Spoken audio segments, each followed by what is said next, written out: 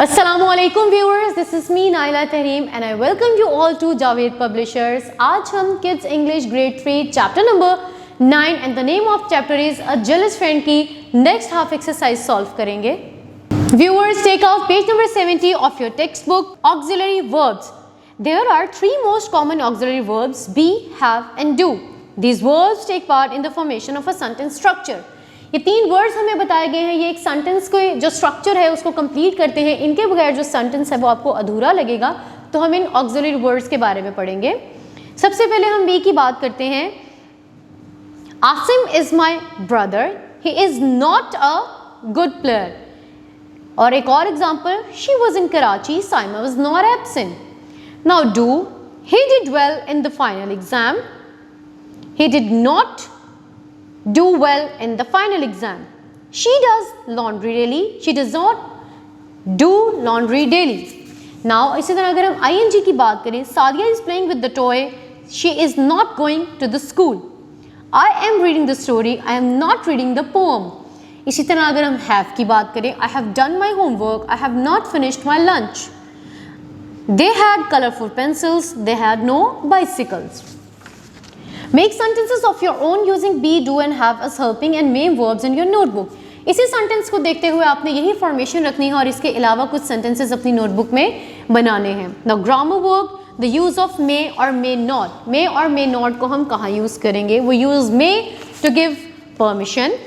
We also use may to suggest something that is possible. may हम किसी चीज़ को permission देने के लिए या ऐसी सजेशन देने के लिए जो कि पॉसिबिलिटी हो सकती है, इनमें हम यूज करते हैं. The negative of may is may not use to show prohibition. किसी चीज की मनाई, मना को अगर हम बताएंगे तो हम मे के साथ नॉट का इस्तेमाल करेंगे. Read the given sentences and focus on the use of May and may not. सबसे पहले हम मे वाले सेंटेंसेस को रीड करेंगे. मे आई आस्क अ क्वेश्चन, क्या मैं एक सवाल पूछ सकता हूँ? यू मे जॉइन अस, आप हमें ज्वाइन कर सकते हैं. इट मे रेन टुडे, शायद आज बारिश हो. मे नॉट को हम किन सेंटेंसेस में यूज करते हैं? I may not attend the class, मैं शायद क्लास अटेंड ना करूं. You may not clean the room, तुम शायद कमरा साफ ना करो. She may not complete her work, may शायद वो अपना काम कंप्लीट ना करे. Write 5 more sentences in your notebook using may और मे नॉट. इसी तरह मे और मे नॉट को यूज करते हुए आप डिफरेंट सेंटेंसेस फॉर्मेशन करें. इसी तरह punctuation marks, read the functions of the given punctuation marks. हमारे पास डिफरेंट पंक्चुएशन मार्क्स होते हैं, कॉमा, अपॉस्ट्रोफीज, एक्सक्लेमेशन साइंस. हम उनको कहाँ कहाँ यूज़ करते हैं वो देखेंगे. सबसे पहले हम बात करेंगे अपॉस्ट्रोफीज की. An apostrophe is used to show possession. It is placed after a noun. For example, Amir's new project is impressive. अगर हम apostrophe यूज़ करेंगे या हम किसी भी चीज़ की possession उस पर गालिब होने को हम कहेंगे, जैसे हम कहेंगे आमिर का नया प्रोजेक्ट बहुत impressive है, तो हम क्या लिखेंगे? Amir's, A-M-I-R, Amir, apostrophe and then S. Amir's new project is impressive.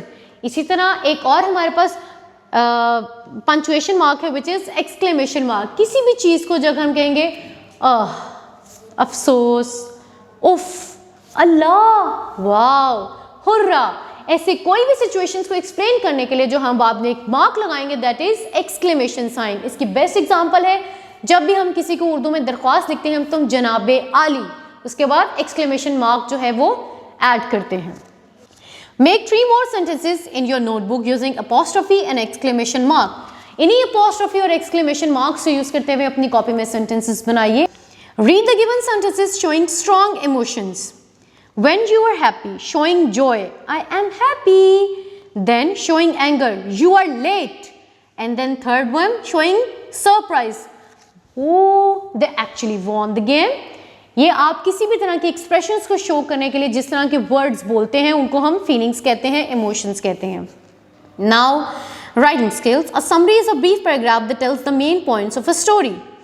Filling the blanks using the given words to complete the summary of a given book. They have given you some words: water, mouth, bone, hungry, reflection and dog. Read the story and fill in the blanks with these suitable words. Once upon a time there was a dog. He was very hungry. He got a piece of bone. He reached at a stream. He saw his dash in the water. Reflection. He thought it was another dog with a piece of bone in the water. I'm not saying water, I'm saying water.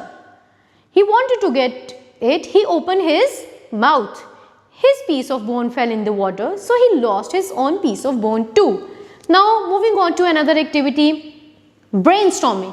Brainstorming क्या है? यहाँ पे आपको एक story के कुछ main bullets points दिए गए हैं, उन स्टोरी को, उन सेंटेंसेस को मैच करते हुए, उन सेंटेंस को एक पूरा एक फिक्रा बनाते हुए आपने एक स्टोरी क्रिएट करनी है. Let me read it for you. Two boys goats. Two goats on a bridge. Bridge is narrow. Both stop in the middle. Bigger goat sits on the bridge. Smaller goat walks over it. Both goats cross river happily.